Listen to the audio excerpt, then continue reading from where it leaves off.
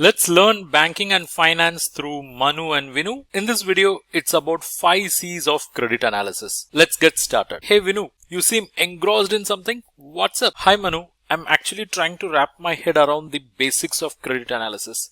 It's a part of my finance course and it's quite fascinating. Credit analysis? Yes, it's a very important concept in finance. It's all about assessing the credit worthiness of a borrower, whether an individual or a company. Exactly, Manu, but it seems like there is so much to it. Where do I even begin? Well, the core of credit analysis is evaluating the borrower's ability and willingness to repay their debt.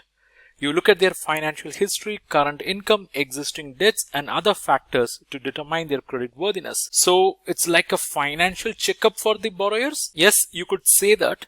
There are various methods used in credit analysis, but the 5 C's are a good starting point. 5 C's, what are they? Can you elaborate? Sure. They stands for character, capacity, capital, collateral, conditions. Character refers to the borrower's credit history, reputation, and reliability. Capacity assesses the ability to repay the debt considering their income, expenses, and debt to income ratio. Capital looks at the borrower's financial resources, assets, and net worth. Collateral refers to the assets pledged as security for the loan, which can be seized in case of a default.